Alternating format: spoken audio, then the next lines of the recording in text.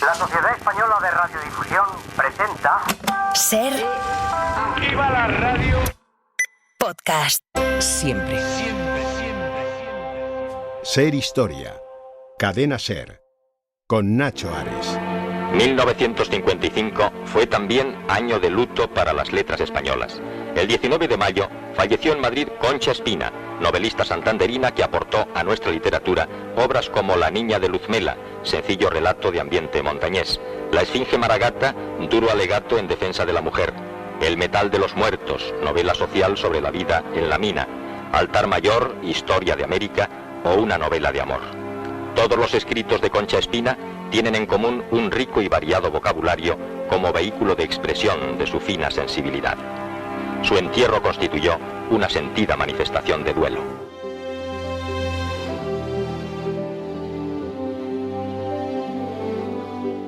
Una de las escritoras más importantes de la primera mitad del siglo XX, pero que por desgracia ha pasado, no voy a decir que a un olvido casi absoluto, pero a un segundo plano y desde luego con méritos más que suficientes para estar en primera plana de la historia de la literatura. Ella estuvo en varias ocasiones a un solo voto de conseguir el Premio Nobel de Literatura. Y estoy seguro de que muchos de los que nos están escuchando, Concha Espina lo conocen solamente por esas referencias a la calle que hay al lado del Santiago Bernabéu en Madrid y con vínculos al fútbol que desde luego estaban muy lejos de lo que ella hizo. Concha Espina va a ser la protagonista del Cronovisor en esta ocasión, en este segundo nuevo programa de la temporada aquí en Ser Historia en la cadena Ser, que como siempre será uno de los muchos con los que intentaremos hacer un poquito más de historia.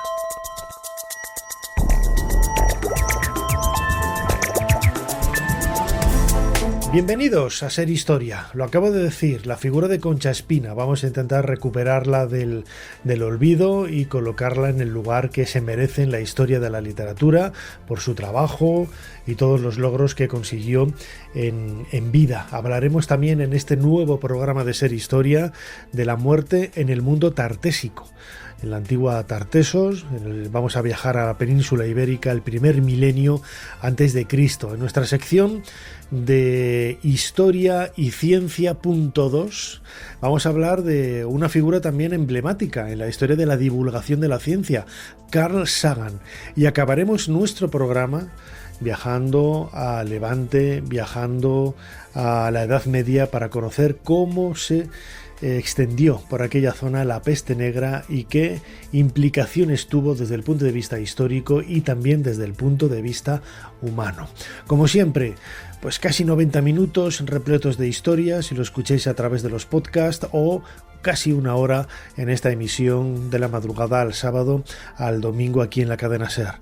Como siempre, soy Nacho Ares y les doy de nuevo la bienvenida a Ser Historia. Comenzamos.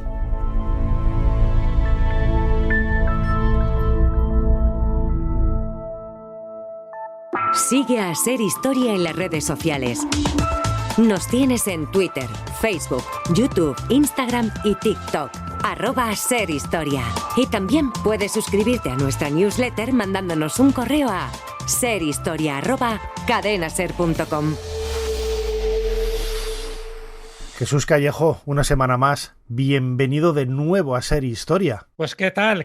Aquí ya con nuestro segundo cronovisor de la temporada. ¡Qué maravilla! Pues fíjate, con ganas de contar muchas cosas. Me entra la risa porque claro, el otro día estábamos en Orihuela, en Alicante, que nos trataron tan bien, y este es el primero que hacemos en estudio. Entonces, claro, me entra la risa porque hacía meses que no te veía por aquí y claro, ese siempre tiene esa magia especial, ¿no? Hacerlo aquí delante de los micrófonos en privanza. Sí. Y más morenos, por lo que te veo. Moreno de pirámide, una foto con este moreno africano que tienes. Moreno africano total, sí. Pero bueno. Qué maravilla. El mío es un moreno leonés, en fin, más de tonos más claros. Pero también he recorrido un montón de kilómetros en este verano. Claro que sí. De eso se trata. Pues muy bien, Jesús Callejo. Hoy vamos a dedicar el cronovisor a una mujer que, fíjate, mucha gente que escuche el nombre de Concha Espina lo va a relacionar automáticamente con el Real Madrid, porque la calle Concha Espina está al lado del Santiago Bernabéu y en muchas ocasiones se habla del equipo del Real Madrid como el equipo de Concha Espina. Pero poca gente va a conocer, va a tener conocimiento de que Concha Espina fue una extraordinaria escritora que estuvo finalista en varias ocasiones para recibir el premio Nobel, ahora lo contaremos, y que bueno, pues que marca un poco la historia de la literatura en la primera mitad del siglo XX. Totalmente, totalmente. Es la gran dama de la generación del 98, a pesar de que no la reconocen muchas veces dentro de sus integrantes. Estuvo en distintos movimientos literarios de aquella época. Fue una mujer que pudo vivir de la escritura, lo cual ya es un mérito. Fue pionera en muchas cosas. Y poder vivir exclusivamente de la escritura, de lo que publicaba en periódicos, lo que publicaba en revistas, por supuesto en sus novelas, pues eso tiene un gran mérito en una mujer que en la época que empieza a ser conocida estaba separada con 4 hijos y viviendo en Madrid, donde al principio no la conocía nadie, porque estamos hablando de una mujer santanderina que se hizo a sí misma. Y es verdad lo que tú dices, que al final la gente le conoce por una calle o por el metro de Concha Espina o por un colegio que tiene en Reynosa o por un teatro que tiene en Torrelavega. Pero recibió muchísimos premios. Estuvo a punto de ser la primera mujer que entró en la Real Academia Española, estuvo a punto de ser la primera escritora española que ganó el premio Nobel, pero siempre se quedaba a las puertas. Luego comentaremos un poco también por qué circunstancias, porque no, evidentemente no era por cuestiones profesionales. Escribía de maravilla, fue muy reconocida, pero también generó muchas envidias. Acuérdate de la época que estamos hablando. Ella además tiene como 2 etapas en su vida, luego comentaremos también sus tendencias políticas. Pero en la época del franquismo, precisamente por vivir los últimos años en la época del franquismo, pues ha habido mucha gente, muchos intelectuales, muchos periodistas que la han querido silenciar. Una vez más, ese error histórico que cometemos a veces con nuestros grandes personajes, porque vivieron o convivieron en una determinada época política que, como no es de lo suyo, pues no forma parte del elenco literario.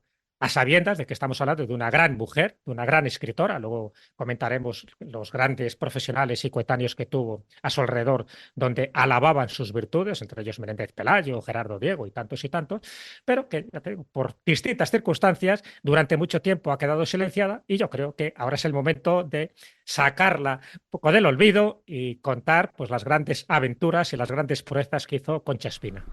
Claro que sí, Concepción Rodríguez Espina y García Tagle. Más conocida como Concha Espina, nacida en Santander en el año 1869 y fallecida en Madrid en el año 1955. Pues Jesús Callejo, crononauta, aquí tenemos el teclado de nuestro cronovisor preparado para realizar ese segundo viaje en el tiempo de esta temporada. ¿Cuál es la fecha que nos propones en esta ocasión? La fecha es el 11 de septiembre de 1916.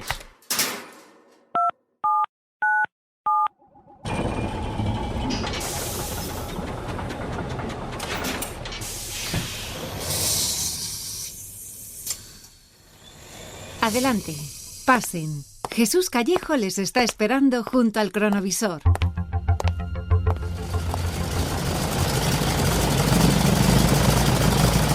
Jesús, escuchamos el sonido del bimotor, estamos en un aeródromo, ¿no? Imagino que por el fresquito que hace aún siendo septiembre estaremos en el norte, ¿no? Muy cerquita de donde ella nació, en Santander. Estamos en Santander, estamos en el aeródromo santanderino de la Albericia, donde se ha creado un aeroclub. Estamos hablando de los pioneros de la aviación que había en España, y en concreto vemos a Concha Espina, que ya por entonces, en esta época, ves que ya está talludita, ya tiene sus 47 años, pero está con Juan Pombo. Juan Pombo, que fue el primer aviador montañés, fue el primero en realizar, por ejemplo, un vuelo Madrid-Santander, quien tiene varios récords en su haber. Era además también un campeón de carreras de caballos, boxeador, practicaba el tiro de pichón, esgrima, etcétera, etcétera. Y claro, también le dio por la aviación y hizo no solo sus pinitos como aficionado, sino también como profesional. Y de hecho, la saga de Juan Pombo, porque luego continuaron sus hijos, pues es trascendental, ¿no? En Santander. Bueno, pues Juan Pombo, que ya había hecho un vuelo, estamos con un biplano, un Morane Saulnier, esos biplanos que había en aquella época, y donde pues él ya había llevado en su biplano, que por cierto se llama el San Ignacio III, porque ya había tenido otros San Ignacios anteriores, y había llevado al torero Rafael Gómez el Gallo, que había quedado alucinado, ¿no? El hombre con esta experiencia, y por supuesto este bautismo de aire le corresponde a Concha Espina en esta fecha en la que estamos. Ya has visto que estamos en este hangar de la Albericia y donde se disponen a montar en este avión, este biplano, y por supuesto el viaje no va a durar demasiado, estamos hablando de un cuarto de hora más o menos, sobrevolando la bahía de Santander, aproximadamente unos 15 minutos, pero con una experiencia tan impresionante para Concha Espina que luego lo deja reflejado en 2 obras literarias. Primero, en un poema. Estamos hablando de que Concha Espina en esta época posiblemente sea la primera mujer que se está montando en un aeroplano y por supuesto la primera escritora que lo hace, eso no cabe ninguna duda, ¿no?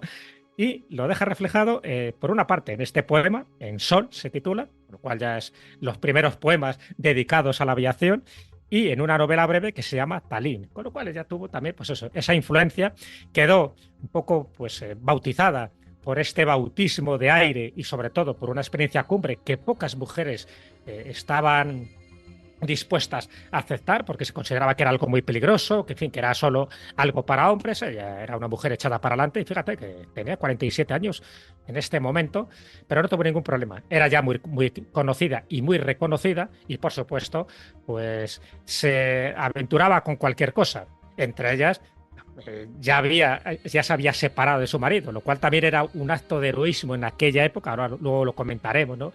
Las historias, las aventuras y desventuras que tuvo con su marido, pero que ya había dado el paso adelante en muchas cosas que estaban mal vistas para una mujer en aquel momento. Ella no tuvo ningún problema, si había que montarse en avión, se montaba en avión, si había que montarse en coche, se montaba en coche, y por supuesto luego lo dejaba reflejado en sus obras literarias. Incluso en una de las obras literarias se fue hasta las minas de Río Tinto para ver cómo trabajaban los mineros.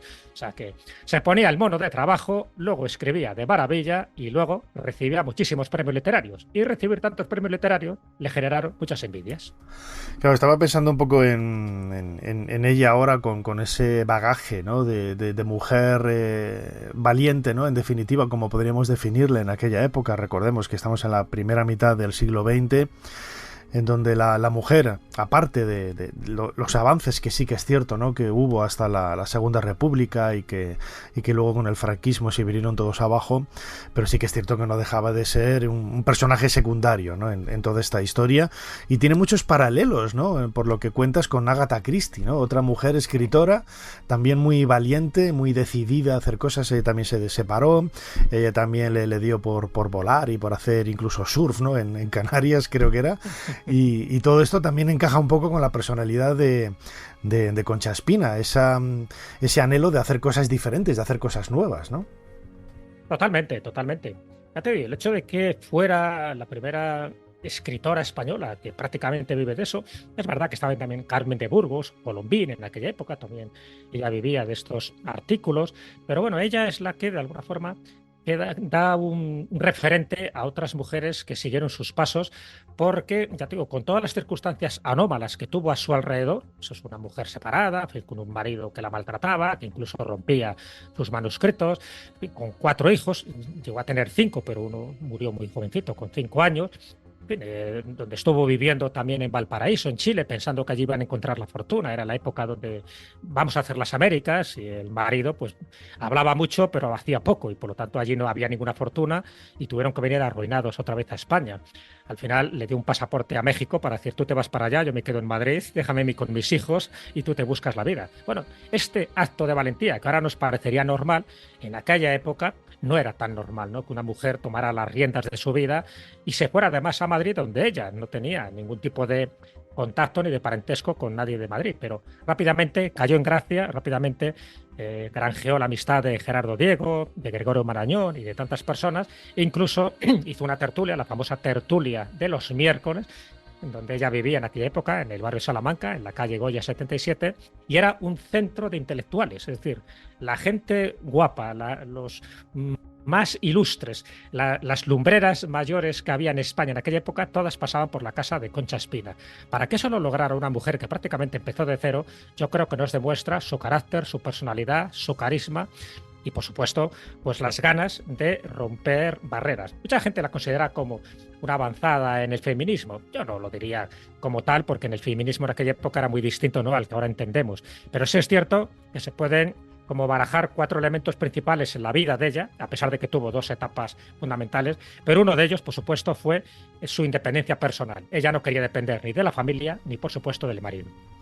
Fíjate, vamos a recuperar del archivo de LD Cultura un vídeo que tienen colgado en internet, en donde habla Víctor de la Serna, nieto de Concha Espina, hijo de Víctor de la Serna, uno de los hijos de Concha Espina, en donde habla precisamente de su abuela. Él es periodista y escritor y cuenta un poco, ¿no?, pues todos esos inicios y esa importancia que tuvo, sobre todo con todo ese revuelo que se montó cuando estuvo en un par de ocasiones a punto de ganar el premio Nobel. Concha Espina era una joven nacida en 1869, con la educación que las mujeres tenían entonces, no iban a la universidad, en provincias, en Santander, que emigra con su marido a Chile a intentar recuperar una herencia que tenían ahí, aquello acabó muy mal, acabaron arruinados, y que desde Valparaíso, donde nacieron sus hijos,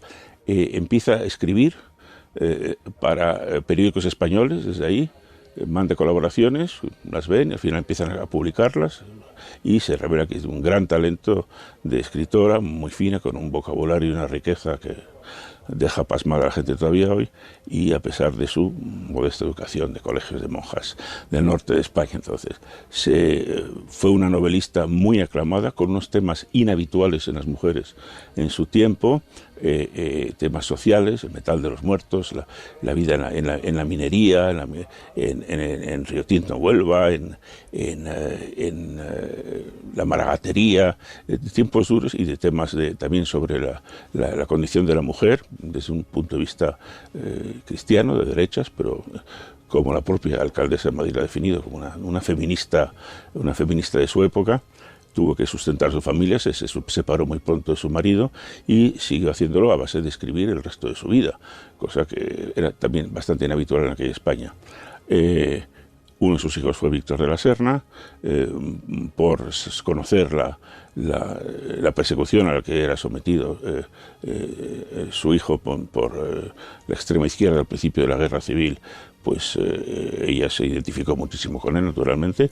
Ella escribió también a favor de los sublevados, claramente estaba en el bando franquista durante la Guerra Civil, y esa fue su perfil, que se puede considerar como político, que escribió algunos artículos de ese tipo. Hasta su muerte, quedó ciega muy pronto, siguió escribiendo a pesar de ello, y siguió escribiendo sobre temas absolutamente ajenos a la política, con gran aceptación. Se habló de que podía haber sido la primera mujer en la Academia Española, no lo fue, que podía haber ganado el premio Nobel de literatura, estuvo finalista, se quedó un poco corta en ambas cosas, pero fue una de nuestras grandes escritoras del siglo XX.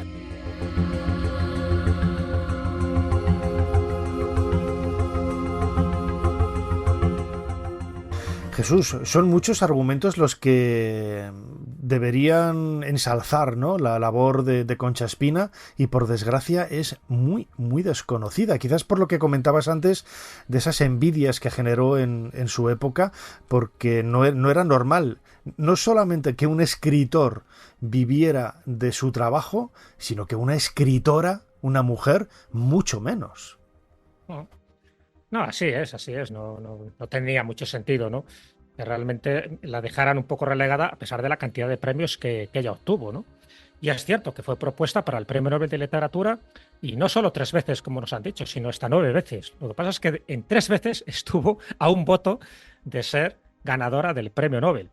Una de ellas, en 1926, pues eso, por un solo voto lo obtuvo otra mujer, que era Gracia de Leda, una mujer italiana de Cerdeña, que por cierto yo estaba en su casa natal cuando estuve en Cerdeña y tenían allí su premio Nobel, ¿no? En fin, como uno de los grandes honores, no solo para ella, no solo para su familia, no solo para la isla, sino también para toda Italia. Entonces allí vi en serio y en vivo y en directo una placa de oro del premio Nobel.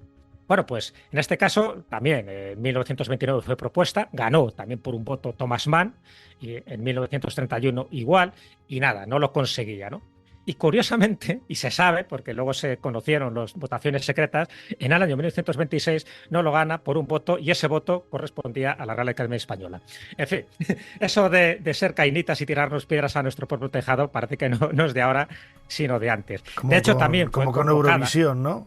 Siempre decimos lo mismo con Eurovisión. Siempre votamos al que sabemos que va a ganar en vez de votar a otro para que nosotros salgamos beneficiados. No, cataplum chimpum. Vamos a votar al que más daño nos hace. Así. Somos así de idiotas. Sí. Cuando quedó el sillón vacante en la Real Academia Española, te estoy hablando del año 1928, estamos hablando de la época de esplendor, ¿no? De Concha Espina. Por lo mismo, no fue aceptada, en fin, los argumentos, uno de los argumentos, para que veas, porque en fin, eran todos hombres los que habían en la academia, los argumentos era por su condición de mujer, a pesar de que había sido galardonada con los mayores premios literarios que te puedes imaginar, ¿no? Los de la Real Academia de la Lengua, el Espinosa y Cortina, el Fastenrath, era, pues, ya no existe, pero era como el mayor premio que te podían dar, ¿no? El Premio Nacional de Literatura, etcétera, etcétera. Incluso en 1947 la vuelven a proponer también su amigo José María Cosío para esta vacante de la Real Academia Española y tampoco lo consigue. Tampoco lo consiguió Pardo Bazán. Y era condesa y era gran escritora y tampoco. Es decir, se tuvo que esperar mucho tiempo para que una mujer llegara a la Real Academia Española porque se pensaban que eran instituciones muy masculinas y que las mujeres ahí pintaban poco. Era ese horror. Y como anécdota te cuento, cuando hablamos del Premio Nobel de Literatura, que se menciona mucho, hace poco en televisión, en la televisión de Castilla-La Mancha, hay un concurso que se llama Atrápame si puedes. Y bueno, y una pregunta que hacía en este caso el presentador, que era Fran Blanco, una pregunta que hizo al concursante por 26.000 euros, ni más ni menos, era la siguiente. Dice, ¿quién fue la primera mujer española en ser candidata a un premio Nobel? Esa es la pregunta, ¿no? 26.000 euros en juego. Y el concursante se queda así dubitativo y dice, sí, espera, que tengo duda entre 4 mujeres. Un rato ya piensa y dice, venga, tienes que decir una respuesta. Ya sé quién es. Sara Mago. No. Y se quedó tan pancho. No. Sara, la duda que tenía entre las 4 mujeres. Sara Mago. Pobre José Saramago levantándose de su tumba en Portugal y diciendo, pero este hombre, ¿de qué va? Bueno, te cuento esto como anécdota porque fue muy conocido en las redes, ¿no? Como diciendo, vaya a nivel cultural, ¿no? Que hay. Y es de esto de, me suena, y claro, le sonaba pues por los cerros de Úbeda. A ver, yo tengo que reconocer que seguramente hubiera fallado porque los detalles del Premio Nobel de Concha Espina, aunque tenía alguna referencia de ella, sobre todo por siempre me ha hecho mucha gracia, ¿no? La novela y la película La Esfinge Maragata, ¿no? Porque está ambientada en nuestra tierra, en León, y hablar de la esfinge, ¿no? Algo muy egipcio. A mí siempre me ha llamado la atención y la conozco de esas cositas y poquito más, ¿no? Y siempre redescubro un montón de cosas contigo aquí, Jesús, en el cronovisor. Seguramente yo no hubiera de reconocer. No me nunca hubiera respondido pero eso. No hubiera dicho Sara Mago. Sara Mago. Así que ya sabes, tenemos otra mujer dentro del panorama literario.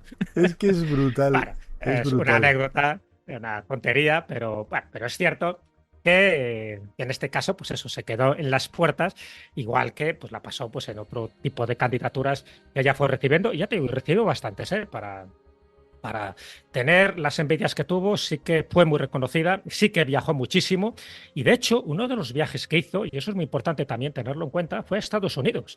Ella viaja a Estados Unidos, una especie de beca, y que, bueno, pues esos cursos de verano que estaban auspiciados por una universidad norteamericana, en este caso la Millbury College, una universidad privada ubicada en el condado, en este caso en el estado de Vermont, y entonces allí fue ella, pero va ella como profesora visitante, que así se llama, ¿no? Profesora visitante para dar unas cuantas conferencias, hablar de sus libros. Por cierto, va con su hija Josefina, que es la que va leyendo párrafos de sus libros, y no solo está en Estados Unidos, no solo está en Vermont, está también en la Universidad de Columbia, también se va a Canadá, está en Cuba, está en Santo Domingo, está en Puerto Rico, además con cartas de recomendaciones del propio Alfonso XIII, que quiere también pues poco, bueno, pues aprovechar la fama que tiene Concha Espina para dejar su huella allí diciendo países hermanos y que tienen una colaboración cultural.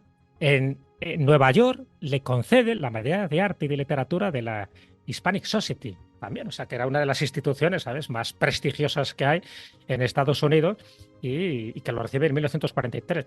Todo este tipo de cosas pasa un poco desapercibidas, y el hecho de que ella fuera pionera en muchas cosas, como te acabo de comentar, que, por ejemplo, primero se separa del marido, no se podía divorciar en aquella época, y luego con el tiempo se divorcia además en el año 1943. ¿Y sabes quién es la abogada de Concha Espina en aquella época? Clara Campoamor. Hombre, otra pionera también de la política y de todo. Sí. Entonces, esa búsqueda de reconocimiento de la mujer como persona, ya te digo, sin estar sometida a ningún vínculo familiar, ni por supuesto social, ni político, ella lo intentó llevar a cabo. Tuvo mucha sensibilidad social, mucho compromiso humano. De hecho, ya te digo, no solo se divorció, sino que estuvo a favor del divorcio. Ella consideraba que era uno de los mejores principios que podía obtener la mujer en aquella época, precisamente para eliminar, ¿no?, esa especie de esclavitud que algunas tenían. También, por ejemplo, estaba a favor de la liberación del proletariado. Te podéis imaginar que esto generó también muchas críticas. Claro, y luego los vaivenes políticos que tuvo Concha Espina son curiosos, ¿no?, de destacar, porque ella era muy amiga de Antonio Maura. De hecho, Antonio Maura era de los que iban a estas tertulias del miércoles que te acabo de comentar, de la calle Goya, ¿no?, estos salones literarios. Entonces era muy amiga de Antonio Maura, que, como ves, pues la ideología era muy diferente a la de ella. Aceptó la dictadura de Primo de Rivera, recibió honores de Alfonso XIII, firmó el manifiesto a favor de la República, junto con Ortega y Gasset, junto con Marañón, con Pérez Ayala. Se enfrentó también a las hostilidades del Frente Popular cuando ganó, y luego, cuando llega el franquismo, se hace franquista y se mete dentro de la sección femenina de la Falange. A partir de ahí, que es la segunda etapa, es cuando empieza a ser criticada, y fíjate que sus obras no iban de política, sencillamente ella seguía escribiendo. Por ejemplo, escribió una biografía de Santa Casilda, o sea que era muy religiosa, era muy católica, y por supuesto en los últimos años, que por cierto se quedó ciega, también es un elemento muy importante a destacar. En el año 1940 ella se queda ciega totalmente, a pesar de que pasó por la clínica de Barraquer, y los últimos 15 años de su vida prácticamente estuvo en penumbras. Vamos a escuchar, si te parece, un fragmento de una charla con María Viedma del Instituto Cervantes en Manchester, en el canal precisamente de YouTube del Instituto Cervantes en Manchester, donde también nos habla de la figura de esta extraordinaria artista, de esta escritora Concha Espina, de la que estamos hablando en este cronovisor. Pues Concha Espina fue una señora que nació en Santander en 1869, es decir, una dama decimonónica, que murió en 1955 y que a los 40 años empaquetó a su marido hacia México, lo facturó, lo mandó a México, un señor que le hacía la vida bastante difícil, y a los 40 años, madre de 4 hijos, se planta en Madrid decidida a hacer de la literatura su modus vivendi. Ajá. Y lo consiguió. Se hizo un hueco en la literatura española, pero no es que se hiciera un hueco, es que se hizo un pedazo de hueco, se hizo todo un buitrón. Esta señora fue celebérrima en su tiempo, consiguió galardones nacionales del máximo nivel, fue traducida a infinidad de idiomas, el ruso, el sueco, el polaco, el inglés, el francés, y llegó a ser, como tú mismo has mencionado antes, fue propuesta al premio Nobel en 9 ocasiones. Madre mía. En tres de ellos quedó finalista. Compitió en el último año con un escritor tan importante como Thomas Mann. Quiero decir con esto que estamos hablando de alguien que a los 40 años inicia su carrera literaria y llega hasta lo más alto.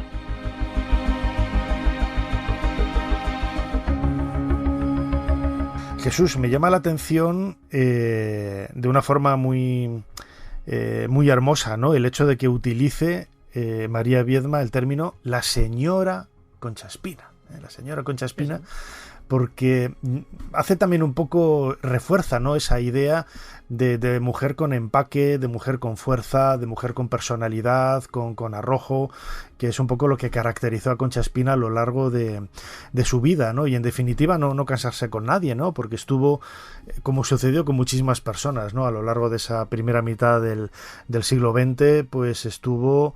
bueno, pues intentando moldearse, ¿no?, a los tiempos políticos, culturales, tomando lo mejor de cada cosa y de cada casa, que yo creo que es lo que hizo Concha Espina con éxito, hasta convertirla en esa gran mujer, ¿no? Y siempre, lo decías antes también, con ese bagaje que se aprende a través de los viajes que hizo, ¿no? No solamente para documentarse por toda España, para sus trabajos, sino también en Chile, primero con su marido, luego en Estados Unidos, en ese tour que hizo, ¿no?, por varias universidades, invitada para hablar de su trabajo. Los viajes también están muy presentes, ¿no?, en toda su vida. Está muy presente, ella se documentaba mucho en sus novelas y de hecho, fíjate si tuvo tanta influencia mediática, pues porque a pesar de que era una mujer un poco taciturna, en fin, no era una mujer que pasara desapercibida por su locuacidad, sino todo lo contrario, es decir, siempre estaba observando, medía muy bien sus palabras, sabía muy bien con qué relacionarse, pero se documentaba tanto que, ya te digo, en algunos casos iba a los lugares donde ocurrían estos sucesos, en esa etapa que tuvo de novela social, donde denunciaba también algunas de las tropelías que se hacían, y entonces ella escribía lo que veía y lo reflejaba bastante bien un poco. ¿Por qué? Porque quería un poco mezclarse estrechamente con la vida, ¿no?, como decía Ernest Hemingway en su decálogo del escritor. En el caso de la Esfinge Maragata, que la has citado, y que tiene mucho que ver con Castillo de los Polvazares, esta localidad que forma parte del municipio de Astorga, y ella fue allí, estuvo conviviendo durante bastante tiempo, viendo cómo eran las mujeres maragatas, cómo eran los arrieros maragatos, cómo se vivía en aquella época. Estamos hablando de una novela que ella publica en 1914, que por cierto es la que recibe el premio Pastenrat de la Real Academia Española, que era el premio por excelencia de la literatura. Y por cierto también ha sido llevada al cine, lo cual la recomiendo porque son esas películas sociales muy interesantes y que hace mención, como no, de los usos y costumbres de la religión de la maragatería. Ya está la música en la plaza, ¿eh?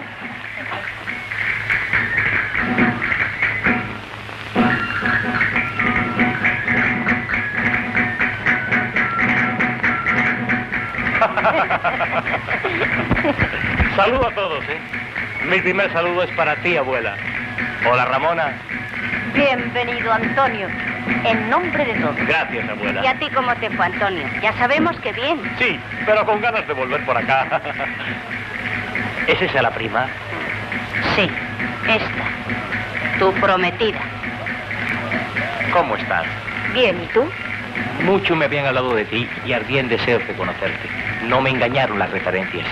¿Tú crees? Hay otras en Valdecruces que valen más que yo. ¿Bailas, prima? No sé estos bailes. Ya sabes que falto del pueblo desde muy pequeña. Yo te los enseñaré. ¿No los has olvidado? No, los llevé dentro del corazón como las canciones de esta tierra y aprendí otras allí que traigo. Mariflor, nos llevamos a Antonio. Todos quieren darle la bienvenida y beber con él un vaso de vino. Perdóname, Mariflor.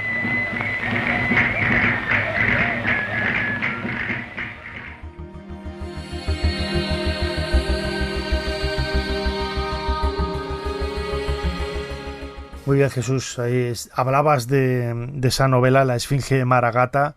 Escuchábamos un fragmento de esa película, creo que es de los años 40 o 50. 1950.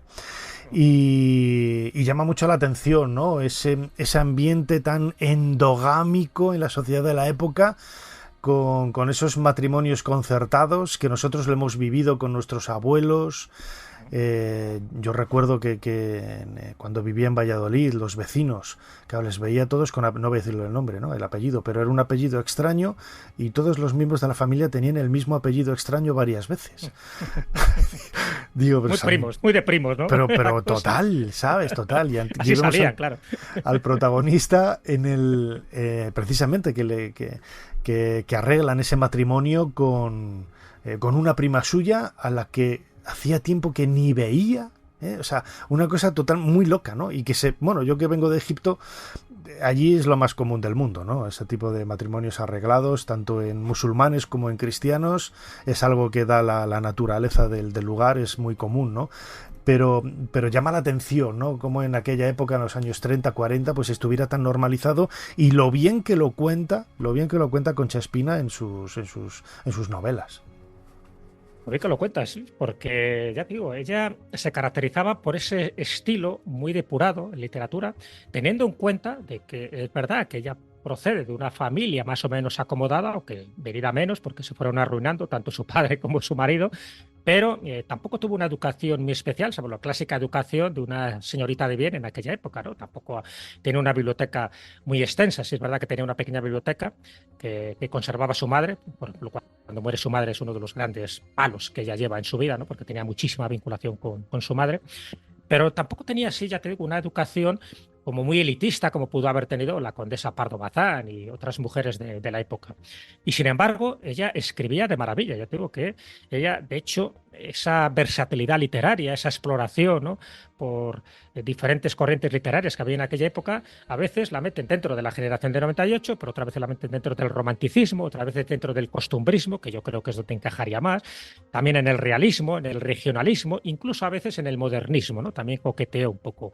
Pero bueno, la cosa es que ella, ya digo, escribía muy bien y, claro, allí donde ponía un poco el ojo, ponía el interés. Y te pongo un ejemplo concreto. Aparte de La Esfinge Maragata, que está basada en lo que ocurría en Castillo de los Polvazares, por cierto, no lo menciona como tal este pueblo, sino que allí en la novela utiliza el nombre de Vadecruces, ¿no?, que sería un poco pues la referencia a la historia que nosotros conocemos, que es la historia de Mariflor, que es la protagonista, que la obligan al final a casarse con la persona que ya no quieren. Por cierto, en Castillo de los Polvazares es donde estuvo viviendo muchísimo tiempo René Clair. René Clair, el gran cineasta francés, y su esposa estuvo viviendo hasta relativamente hace poco, que se murió allí. Y la otra novela, también que le dio mucha fama, anterior a La Esfinge Maragata, es La Niña de Luzmela. Pues La Niña de Luzmela pasa lo mismo, es decir, Luzmela se sabe que era el pueblo de su abuela paterna, que es Mazcuerras, en Cantabria, pero fíjate la importancia que le dio a este pueblo, a pesar de que ella lo llamaba Luzmela, que en el año 1948 el nombre de Mazcuerras pasa a ser Luzmela, es decir, mantienen los dos nombres, o sea, tú vas a Mazcuerras y te aparece en la guía Repsol, si quieres, pero también se llama Luzmela, en homenaje a Concha Espina y a la importancia que le dio a este pueblo de Cantabria, este pequeño pueblo de Cantabria, que si no fuera por ella, a lo mejor pues mucha gente desconocía su existencia.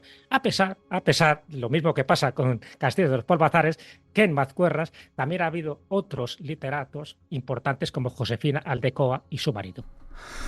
Una historia increíble, y vemos cómo al final la literatura, ¿no?, cobra vida, nunca mejor dicho, no solamente a través de sus personajes, sino de los lugares en donde se cuentan esas historias, y que rodea un poco a todo ese espíritu que Concha Espina pues marcó casi, ¿no?, como un pilar básico de su existencia a lo largo de toda su vida. Ella falleció en el año 1955 en Madrid, sin poder ver, pero con un espíritu muy entregado totalmente al mundo de la literatura, y queríamos recordar, ¿no?, esa figura, yo creo que merecida. Estaba pensando ahora que qué cronovisor más bonito nos ha quedado, Jesús. Pues hombre, claro que sí. Fíjate, un personaje muy desconocido, pero sí, una historia muy, muy bonita. Muy, muy contento estoy de este cronovisor, Jesús. Me alegro un montón. Claro. Acuérdate que sí. Lo que decía Concha Espina, un poco para rematar, como un blasón para terminar este cronovisor. Ella decía: yo necesito un mundo que no existe. Ese mundo es el de mis sueños. Ella vivió en el mundo de sus sueños e hizo soñar a muchísima gente, y eso es muy importante. Desde luego que si nosotros intentaremos con este cronovisor abrir un poco la mente de mucha gente, los sueños, y que se acerquen a conocer la obra de Concha Espina y su figura. Jesús Callejo, crononauta como siempre, muchísimas gracias una vez más por habernos ayudado a hacer un poquito más de historia. Ha sido un placer, como siempre. Muchísimas gracias a ti, Nacho, y nos vemos en el siguiente cronovisor.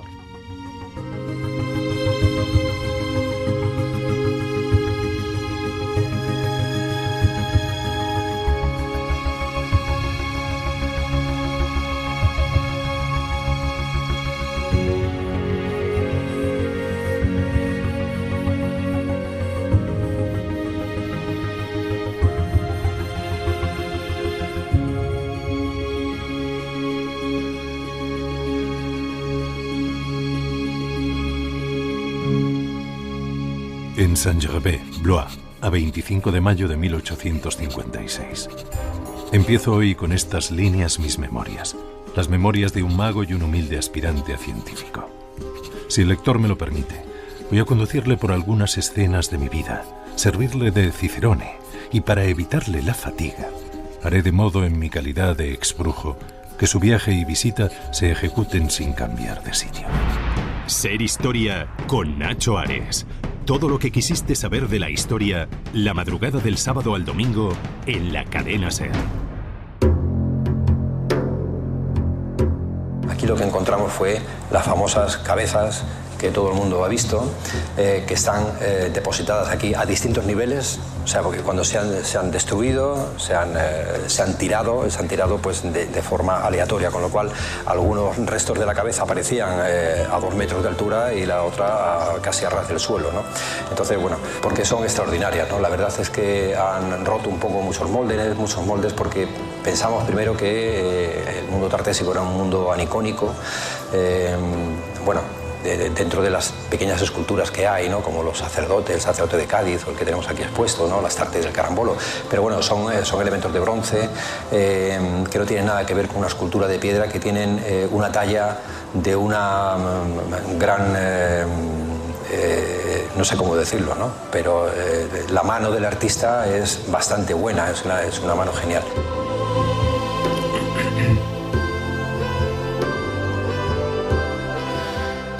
Escuchábamos a Sebastián Celestino, él es director de la excavación en el Turuñuelo, en Extremadura, uno de los yacimientos tartésicos, arqueológicos más importantes de los últimos años. Hacía referencia en una conferencia que dio en el Museo Arqueológico Paleontológico de la Comunidad de Madrid, en Alcalá de Henares, hablando de esas máscaras descubiertas en el Turuñuelo, ¿no? Hace relativamente poco tiempo, y que por primera vez yo creo que nos ha permitido poner rostro, ¿no? al mundo tartésico. Estamos en la primera mitad, grosso modo, del primer milenio antes de Cristo, y como decía Sebastián Celestino, el mundo tartésico siempre ha sido un mundo bastante anicónico, en el sentido de que hay muy pocas representaciones, ¿no?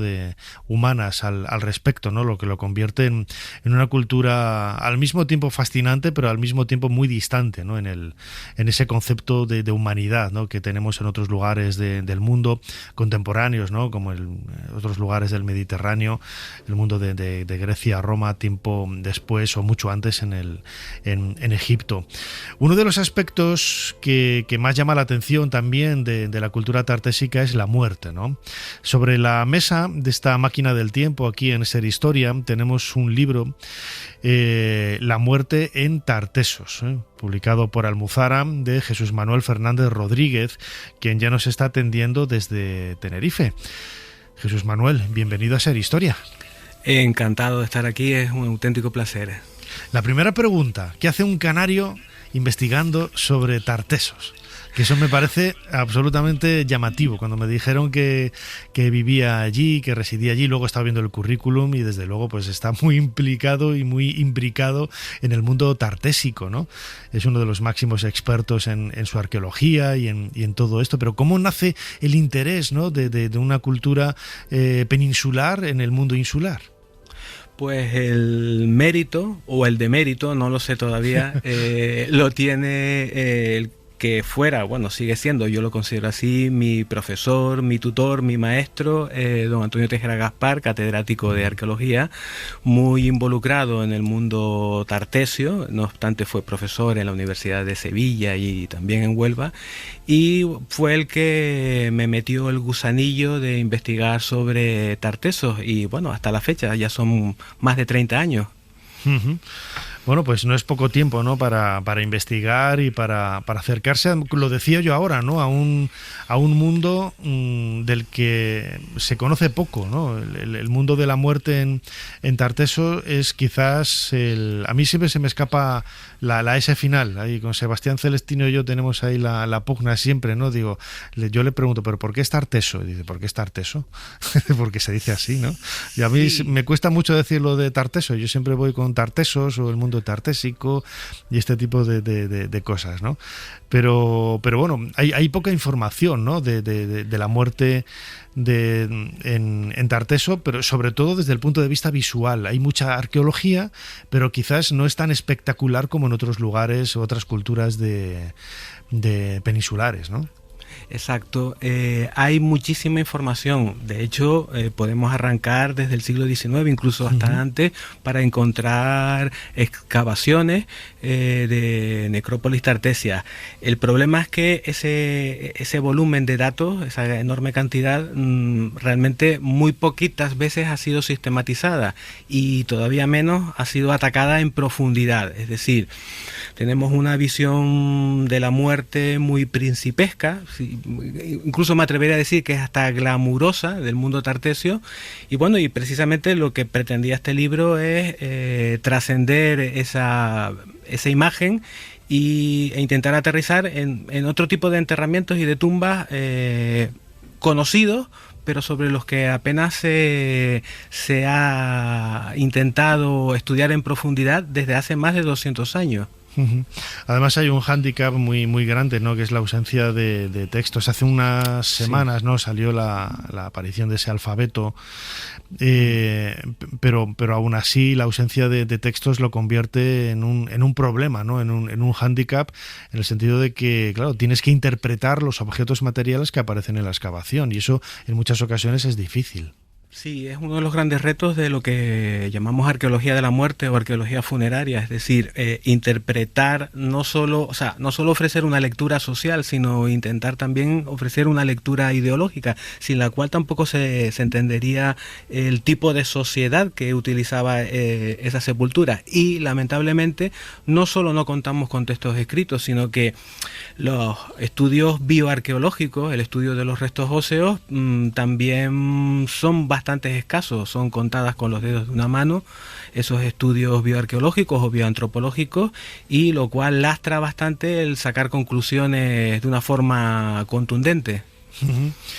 ¿Cómo son las tumbas? Habrá que, imagino que dependiendo un poco de la calidad de la persona, se harán de una forma u otra, pero ¿cómo es una tumba convencional, una tumba normalizada de un individuo de la cultura tartésica? Normalmente nos encontramos con necrópolis que tienen sepulturas tumulares, es decir, se construye un gran túmulo de tierra y con piedras. En el centro suele haber una cámara con un individuo o incluso con una pareja de sujetos, y en torno al túmulo se van depositando, si el rito predominante es la cremación, se van depositando el resto de las sepulturas en hoyo. Y luego también tenemos en el mundo tartesio necrópolis, lo que se conoce como necrópolis planas. En principio no se han registrado coberturas tumulares, pero hablamos de fosas donde se depositan inhumaciones en distintas posiciones, que pueden ser en lo que conocemos técnicamente como en decúbito supino, boca arriba, decúbito lateral flexionado, de lado, o algunas de las que se estudian en este libro, decúbito prono, el individuo, hombre o mujer, se deposita boca abajo. Ese es el panorama general. ¿Y cuál es la razón, por ejemplo, de esta colocación boca abajo, que lo estoy viendo ahora mismo, por ejemplo, en una de las reconstrucciones que aparece en el libro? Lo natural, ¿no? Es colocarlos boca arriba, ¿no? Como en Egipto, a lo mejor sobre uno de sus lados, mirando hacia el poniente, también dependiendo un poco de las creencias, ¿no? Y estaba pensando ahora, ¿no? En algunos lugares de Centro Europa, los enterramientos, sobre todo enterramientos medievales, ya muy posteriores, sí, ¿no? De gente boca abajo, son precisamente de gente que se la creía maligna o maldita o incluso vampiros, ¿no? Y se colocaban así para que si despertaban no pudieran levantarse, ¿no? Porque estaba la tierra por medio, ¿no? ¿Se sabe cuál es el significado de la posición de estos cuerpos tan variada en el mundo tartésico? Realmente no. Hay ciertas aproximaciones según la posición del cuerpo y de manos y brazos que nos hablan de una identidad de género, pero el llegar a encontrar un patrón del por qué se utiliza una posición determinada todavía no se ha averiguado. En cuanto a la posición de cúbito prono, la de boca abajo, la clave es lo que usted ha dicho, es decir, ahí tiene un cierto sentido punitivo, una suerte de necrofobia, el miedo a ese muerto. También cabe la posibilidad de que los sepultureros, los enterradores, tuvieran prisa, es decir, a lo mejor quizás estamos hablando de un episodio infeccioso, una enfermedad que provocó que esos enterradores depositaran el cuerpo de forma apresurada. Pero como no disponemos de esas analíticas bioantropológicas, queda todo en el margen de la hipótesis de trabajo. No, es un tema muy curioso, ¿no? Porque nos acerca una vez más a ese mundo de las creencias, ¿no? Funerarias, en este caso en el mundo tartésico. Las tumbas están acompañadas de ajuar, ¿no? Que permiten conocer también un poco lo que decía antes, la calidad de los individuos allí enterrados, ¿no? Y son los elementos que en realidad dan más información, ¿no? Sobre cómo es ese enterramiento y sobre todo la persona que hay ahí depositada, ¿no? Sí, y si además conjugamos la calidad y la cantidad, incluso la disposición de esos objetos al lado de los restos óseos, con el tipo de tumba y la cobertura de esa tumba, estamos hablando de que podemos hacer un acercamiento bastante real a lo que fue la categoría social del muerto, es decir, cuánto tiempo, cuánta energía se invirtió en esa persona. Y esos ajuares son un indicador bastante fidedigno de la posición social que ocupaba ese individuo en su grupo, teniendo en cuenta también que en los ajuares juega un factor que es la familia, el grupo de parentesco, que en tierra deposita ciertas piezas de ajuar intentando demostrar esa categoría social ante el resto de la comunidad, puesto que los muertos no se entierran a sí mismos. Desde luego, hombre, sería extraordinario, ¿no? Que se enterraran a sí mismo. Eso requeriría un libro solamente para tratar ese tema, ¿no? Una segunda parte, pero es una de las máximas que existe en la arqueología de la muerte, ¿no? Cuando se habla de si ese ajuar representa, es un espejo de la identidad social de la persona, o es un reflejo de los parientes que intentaron demostrar ante el resto del colectivo cuál era la posición social, más que del individuo, incluso de la propia familia. Claro, son esos objetos de prestigio, ¿no? Que aparecen en muchos enterramientos de este tipo, no solamente tartésicos, sino tiempo después en el mundo ibérico, pues todo aquello que dé a entender la riqueza del individuo, de la familia, pues que si vasos griegos, que si amuletos egipcios, que si cosas venidas incluso de lugares más lejanos de Mesopotamia, etcétera, todo eso que también aparece, ¿no? Influenciando un poco el arte más local, ¿no? En un principio se creía que la cultura tartésica era en realidad una cultura, una copia, ¿no? O que en realidad no eran ni siquiera locales, no eran autóctonos, ¿no? Y poco a poco se fue entreviendo la separación de la influencia de esos elementos orientalizantes de los propiamente locales, ¿no? Autóctonos. Sí, hoy entendemos como el mundo tartesio o tartésico, que es una sociedad híbrida, quizás para que lo entiendan los oyentes mejor con otro término, una sociedad mestiza, en donde colonos, gente de fuera y gente local llega a fundirse a lo largo de los siglos de una forma que si no hay pruebas genéticas, incluso así creo yo, no llegamos a distinguir bien, a identificar bien qué es lo local y qué es lo foráneo. Entonces esa es la riqueza y el carácter poliédrico que tiene Tartesos en la actualidad. Uh-huh. Uno de los aspectos más característicos del mundo de Tartesos son las estelas, ¿no? Sí. Estelas también, bueno, estelas funerarias, estelas con dibujos muy esquemáticos, podríamos pensar incluso que muy pobres, ¿no? Es curioso que, por un lado, trabajaran las estelas de piedra pues con esa... no sé cómo explicarlo, ¿no? Con esa infantilidad, ¿no? Dibujos muy burdos, muy sencillos, y luego, sin embargo, en la joyería, en el trabajo del vidrio, hicieran verdaderas maravillas, ¿no? Con algunas joyas y algunos elementos que han llegado hasta nosotros y contrasta, ¿no? La belleza de unos y el aspecto más burdo de otros, ¿no? Sí, es un contraste absoluto. De hecho, hay una enorme controversia en cuanto a la cronología de las estelas. Hoy, por ejemplo, Sebastián Celestino es un defensor de que la mayoría de esas estelas con figuras antropomorfas y con elementos de ajuar forman parte de lo que es el mundo tartesio propiamente dicho. Es decir, estamos hablando de un siglo IX hasta un siglo VI, V antes de Cristo. Pero hace años, precisamente conjuntamente con mi profesor Antonio Tejera Gaspar, defendíamos la idea de que la mayor parte de esas estelas forman parte de un mundo previo al tartesio propiamente dicho.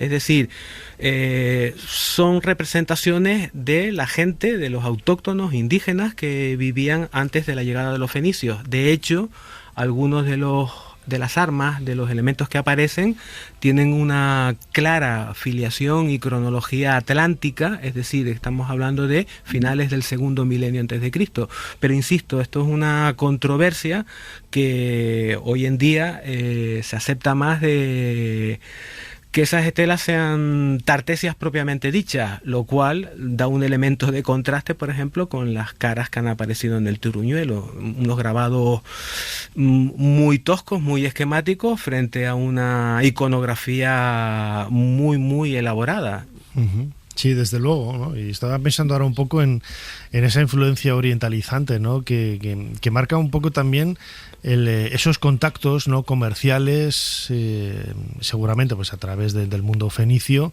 que unían la península ibérica, Tarteso, con el mundo del extremo oriental del Mediterráneo, ¿no? Han aparecido infinidad de referencias egipcias en santuarios, ¿no? También, no sé si en enterramientos también, ¿no? Estaban pensando en esta jarra con el nombre de Samético y algunos nombres mal escritos, ¿no? En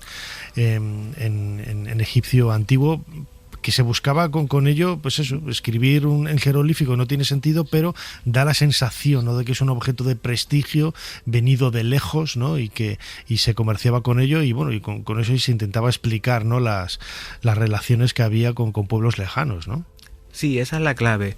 Son objetos de prestigio que llegan de muy lejos, de culturas que evidentemente no conocen. Pensemos, por ejemplo, la iconografía egipcia que hay en marfiles fenicios que adoptan los propios tartesios. Realmente entendían lo que era o sabían lo que era una esfinge. Probablemente la recontextualizaron a sus propias ideas, a sus propias creencias.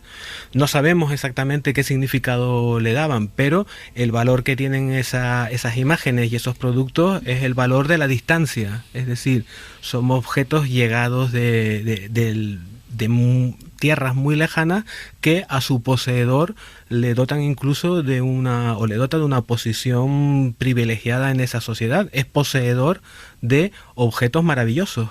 Uh-huh. Antes hablaba de la ausencia de fuentes textuales, de fuentes históricas que nos hablen de la cultura tartésica y en concreto de la muerte en Tarteso, ¿no? Que es el título del libro de Jesús Manuel Fernández Rodríguez, publicado por Almozara, que estamos abordando en este bloque aquí de Ser Historia. A mí el mundo tartésico, aunque yo soy egiptólogo, siempre me ha entusiasmado, ¿no? Y el mundo ibérico también. Desconozco, yo no sé si hay... Jesús Manuel, usted me podrá sacar de dudas, cierta evolución en el mundo funerario que podemos ver en el mundo de Tarteso y que luego continúa en el mundo ibérico, aunque geográficamente están ubicados en lugares distintos, en ocasiones, en otras están un poco más próximos, pero hay continuidad en algunos de los rituales, en algunas de las formas de presentación de los cuerpos, en esos ajuares. Hay cierta continuidad. De hecho, las fronteras con el Turuñuelo y otras excavaciones de Extremadura, por ejemplo, se están diluyendo. No solo las fronteras físicas, sino también las fronteras cronológicas y culturales. Es decir, el problema es que a lo mejor nosotros los arqueólogos o historiadores intentamos establecer demasiados compartimentos estancos. Es decir, para estudiarlo es más sencillo decir Tarteso empieza en el siglo IX y acaba en el siglo VI, pero eso no es correcto ni para Tarteso ni para cualquier etapa histórica. Y evidentemente el mundo ibérico es un mundo completamente heredero del mundo tartesio, del mundo fenicio, y las necrópolis ibéricas, al menos en sus primeros momentos, continúan con, por ejemplo, la tradición tumular, la cremación de los cuerpos, que se inicia o se introduce con el mundo fenicio. Incluso hay quien cree que desde finales del segundo milenio.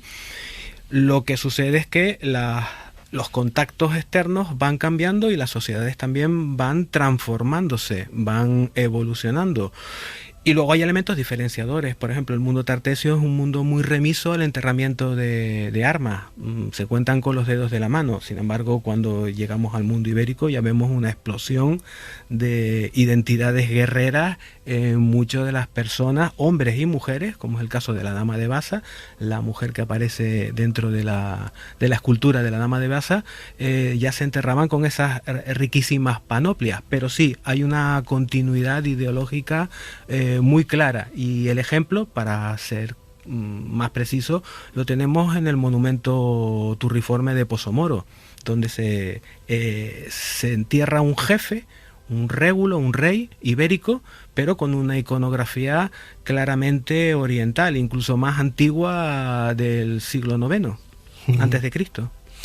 A mí me parece un tema del que todavía queda mucho por decirse, ¿no? Se ha avanzado mucho en las últimas décadas, pero se ha trabajado mucho también con intensidad, pues desde hace prácticamente más de 100 años, 150 años, pero queda, como digo, mucho por avanzar, ¿no? Recomendamos a todos los que nos están escuchando ahora mismo este fantástico libro, La muerte en Tarteso, enterramientos inusuales y violencia ritual, de Jesús Manuel Fernández Rodríguez, publicado por Almozara, que hemos intentado presentar en estos minutos, ¿no? Hablando de esta cultura tan fascinante de la primera mitad, como decía yo antes, del primer milenio antes de Cristo, grosso modo. Jesús Manuel, como siempre, muchísimas gracias una vez más por habernos ayudado a hacer un poquito más de historia. Muchísimas gracias por la invitación, ha sido todo un placer.